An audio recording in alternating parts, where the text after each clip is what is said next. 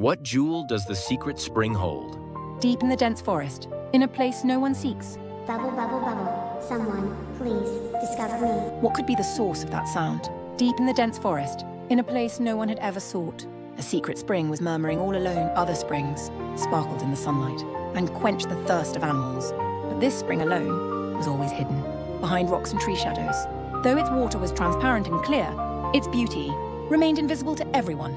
And amazingly, this spring held one secret within it. The spring water gazed down at its own clear stream and let out a sigh.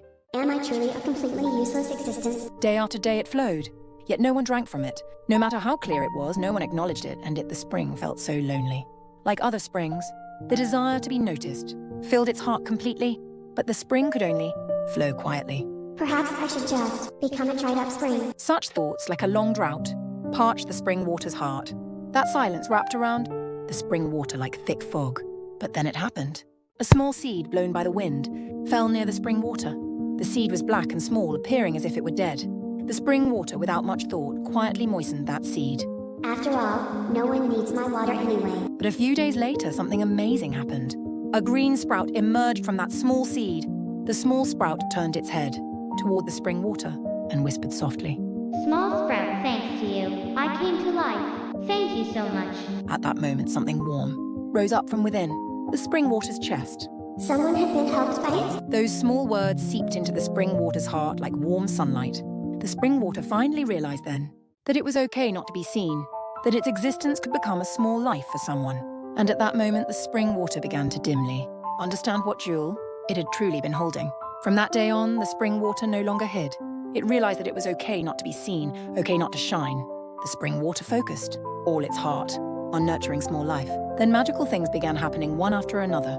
The spring water's clear water turned the withered grass around it green, and small flowers began blooming one by one.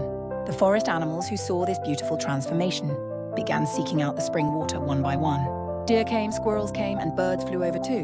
The spring water finally felt its true sense of existence. Sunlight poured down onto the spring water, and at that moment the spring water realized The jewel I had been holding was light itself. the hidden spring water had now grown into an existence that shone its own light to illuminate the forest. It had tried to find a jewel, but it itself was that very jewel. It shone like a hidden, and its water became a true symbol of life. What jewel does the secret spring hold? Why am I invisible? In the vast sky, the sun and the moon lived, but people treated them entirely differently. From morning, people rejoiced seeing the sun. Wow, the sun is out. Let's go play. It looks like it'll be a good day. The sun was happy, but looking at the moon far away, its heart felt complicated.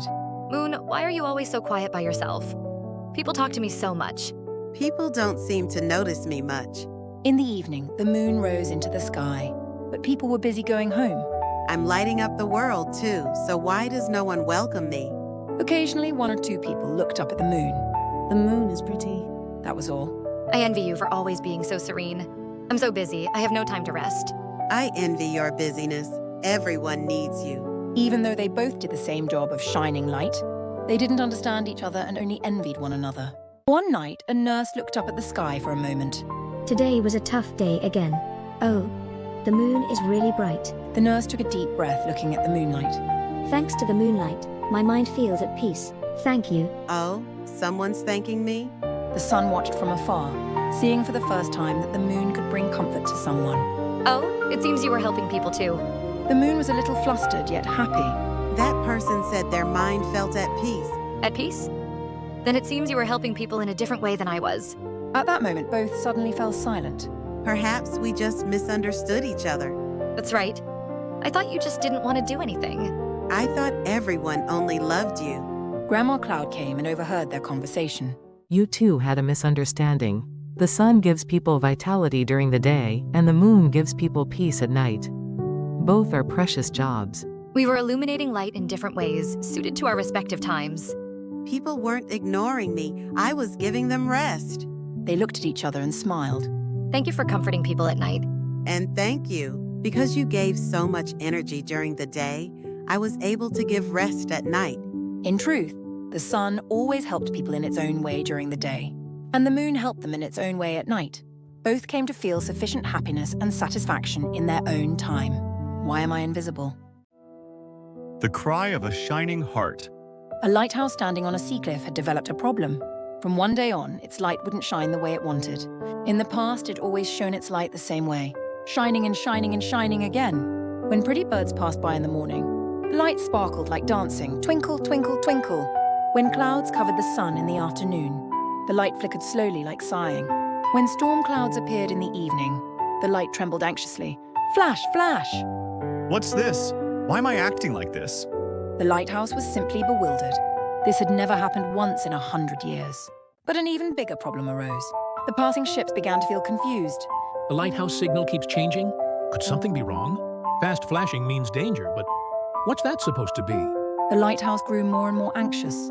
Its job was to guide ships safely, but instead it was only causing confusion. One night, the sea quietly asked the lighthouse, Lighthouse, how is your heart these days? Heart? What does that matter?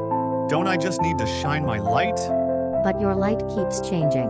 Could it be that your heart keeps changing too? The lighthouse decided to think deeply. My heart affects my light? From that night on, the lighthouse began experimenting. It slowly observed what it was feeling. When birds passed by, it felt joy.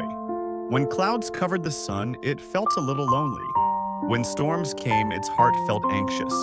Something amazing happened. Once it recognized its emotions, the lighthouse became able to control its light, even when happy shining light calmly, even when lonely glowing warmly, even when anxious beaming steadily. A few days later, a great storm struck. In the fierce wind, a small boat was lost and wandering.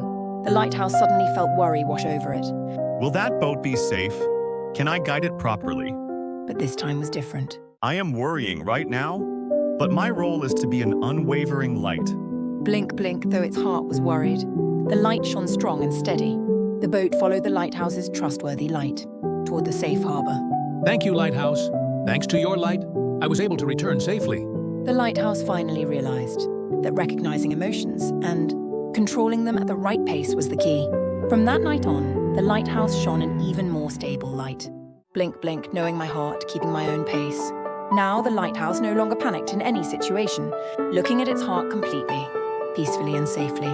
It came to protect both the sea and its heart. The cry of a shining heart.